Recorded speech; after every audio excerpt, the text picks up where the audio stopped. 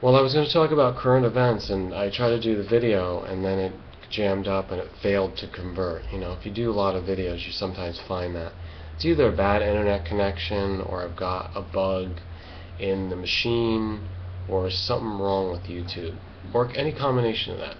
But anyhow, aside from technical problems, I'm going to talk about these news events by memory.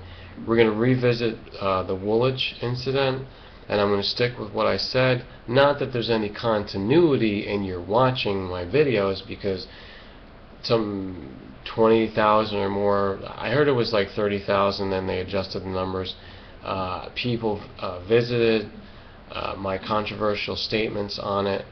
I'm going to stick with what I said as far as this was manipulated.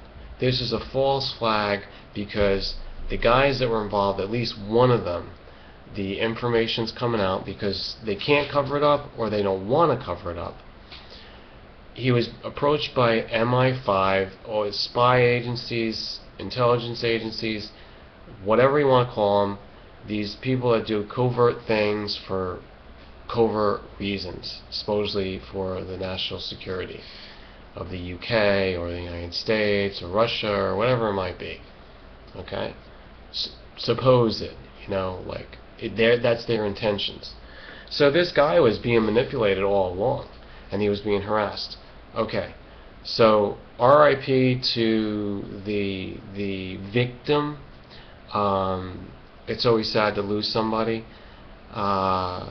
His name was Machine Gunner Rigby. I don't agree with that title of the drummer. That's kind of belittling. He was a machine gunner. I mean, if you were somebody and you're going to do a eulogy for someone and say, do we want to remember this guy as a drummer or a machine gunner? I'm sure with all the military gung-ho and Valhalla and all that glory, he's a machine gunner. Okay? Thank you very much. Now, if I was a machine gunner, also, same thing. Read the Bhagavad Gita. If you're going to kill, just kill.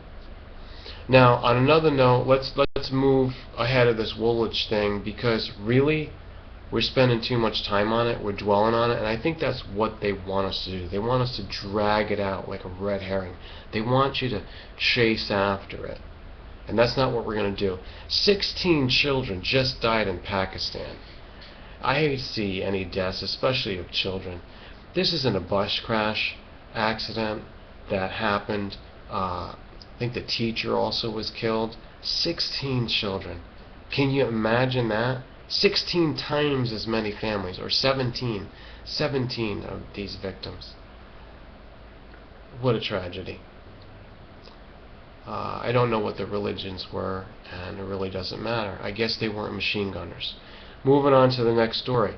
Talking about military, Obama is having to speak about the rapes that are happening in the United States Armed Forces. Guess they don't know how to behave around the opposite sex.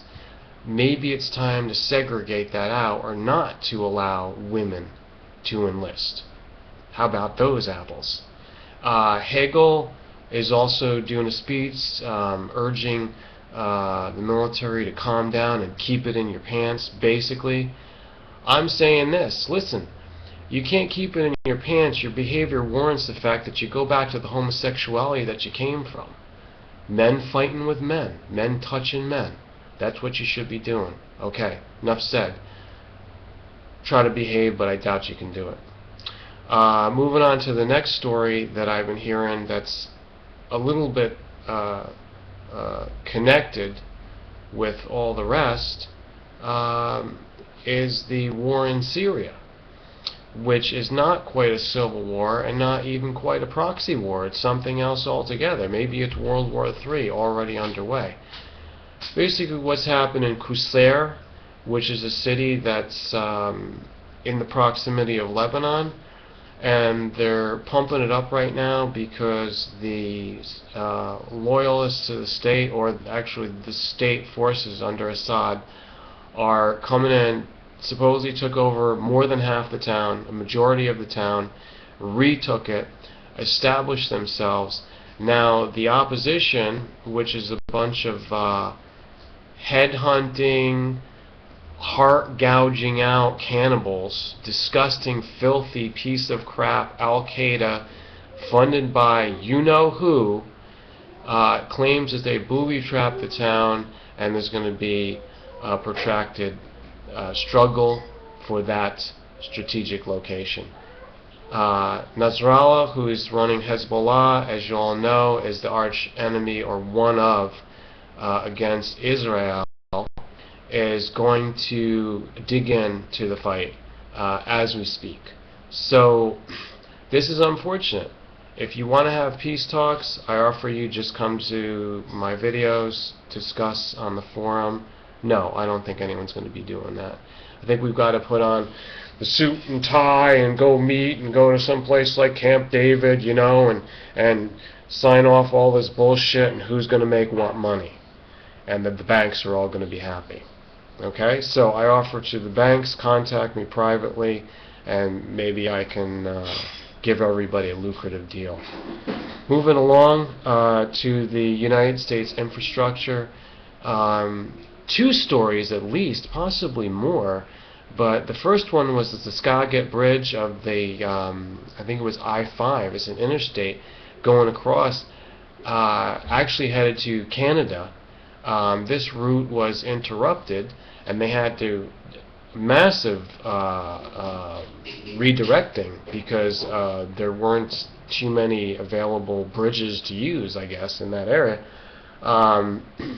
You know, this is going to take a long time to fix. It's a tragedy.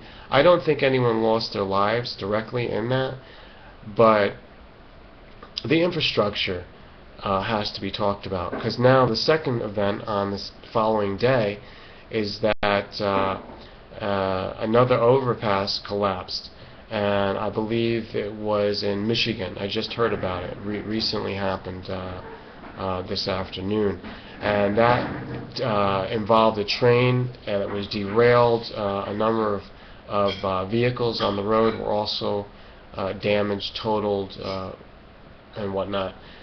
How many casualties? Not sure on that one. But people are wondering, so what's going to be the next thing, and what about when earthquakes happen? How many of these bridges are going to collapse? Really, what I see as a pattern is that you don't want to be caught on one of these bridges or overpasses high up, or you don't want to be caught inside or underneath one, or in a tunnel. You absolutely do not want this. This is your worst nightmare, okay? This is the worst thing that can happen in a hurricane. I mean, an earthquake. What's the difference? It's all disasters and tsunamis, and when these things happen, you just better be on blank ground, maybe in some form of a ditch. So don't be putting down no ditches or ditch diggers, okay? It'll save your life one day. Pray for the ditch. Pray for the ditch before your time is going to come. Pray. Thanks for listening. Everybody make a comment. I made a lot of news reports here, news stories coming out. I know I kind of cheated. I looked at the mainstream news, but how else are you going to find out? You kind of got to use it, and or else you're going to lose it. That's what Mox News does. So basically, I've reinterpreted for you. I've given it my own spin, kind of a satirical, cynical, spiritual view that I have to do. And I want you to thumb it up, like it, favorite it, share it with all your friends, and make sure you subscribe. See you later. Thanks for listening.